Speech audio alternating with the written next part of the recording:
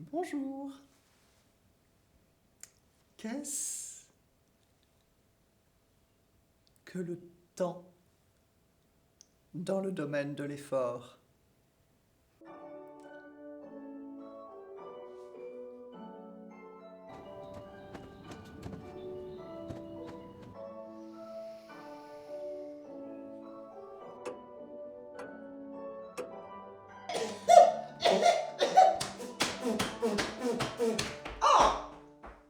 Le facteur temps est composé de deux polarités. Le temps qualifié de soutenu et le temps qualifié de soudain. Le temps soutenu, où chaque instant est dégusté dans sa totalité, crée un temps presque à l'arrêt qui aurait tendance à ralentir. Autant suspends ton vol.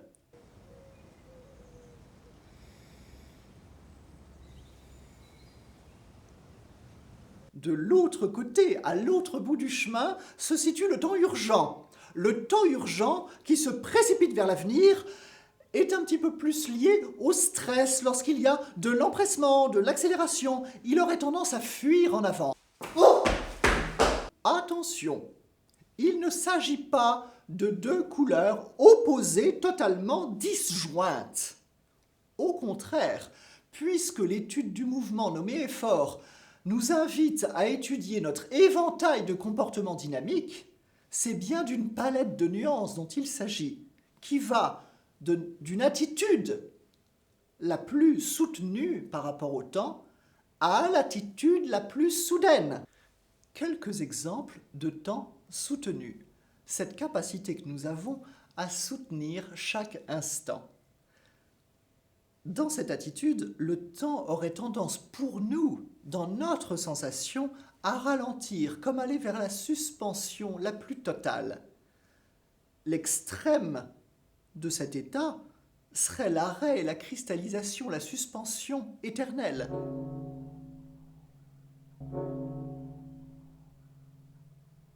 Oh, j'ai vécu un temps suspendu.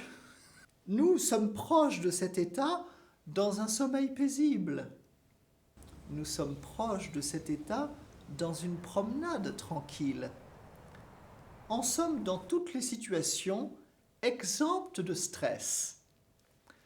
Il y a par exemple les phases de tranquillité qui accompagnent la lecture. Pas la lecture avec un page-turner, non, une lecture où on prend son temps, voyez-vous. Quelque chose où je tourne la page avec lenteur, on prend son temps de lire.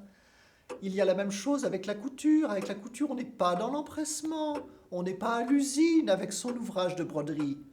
On prend son temps.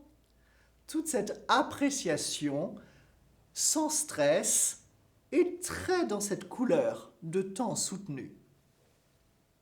À l'autre opposé, les qualités les plus soudaines, les attitudes les plus soudaines par rapport au temps nous précipitent, je l'ai dit, vers le futur, vers l'avenir, dans une espèce d'accélération. On est happé.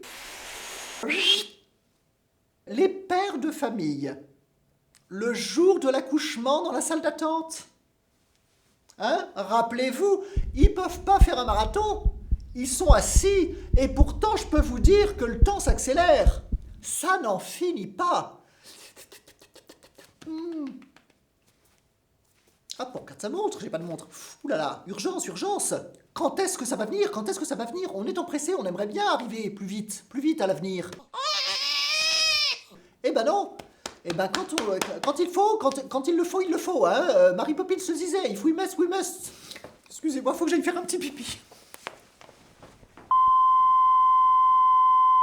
Vous faites de la cuisine, vous êtes dans une soirée avec des amis et vous avez laissé votre plat au four et hop, on est parti dans la causette. Et blabla, et blabla, et blabla. Un petit peu comme moi, je suis un petit peu pipelette. D'un coup, une odeur. Temps suspendu. Oh! Fumée! Projection vers l'avenir, incendie, la maison brûle, c'est catastrophique, tout le monde est mort.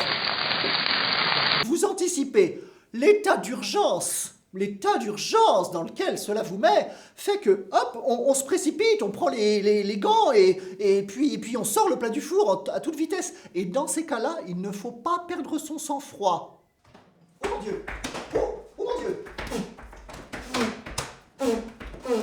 Donc attention, le temps urgent, si on ne veut pas avoir d'accident, il faut quand même l'associer à une petite pointe de flux condensé. Nous en parlerons plus tard.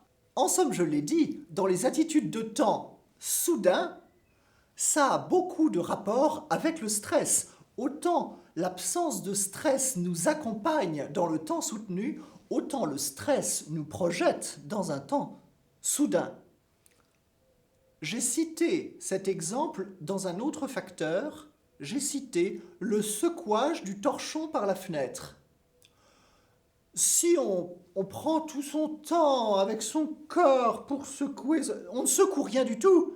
Pour secouer, il faut avancer dans le temps, il faut hop, schlac, schlac, schlac, schlac, schlac. On sollicite le corps de manière un petit peu qui avance dans l'avenir. Nos amis parisiens et d'autres habitants des grandes villes connaissent bien une situation de stress dans les transports en commun.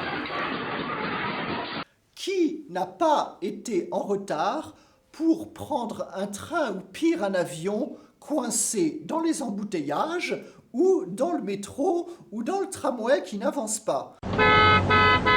Ça vous met dans une situation d'urgence, que vous soyez vous-même en mouvement ou pas, vous voyez bien qu'il s'agit d'un comportement par rapport à ce facteur. Donc, c'est un empressement qui vous met dans un état particulier. Ce qu'il faut que vous réalisiez, c'est que ces comportements nous mettent dans un certain état. Tout est là. L'alternance dynamique. L'alternance dynamique.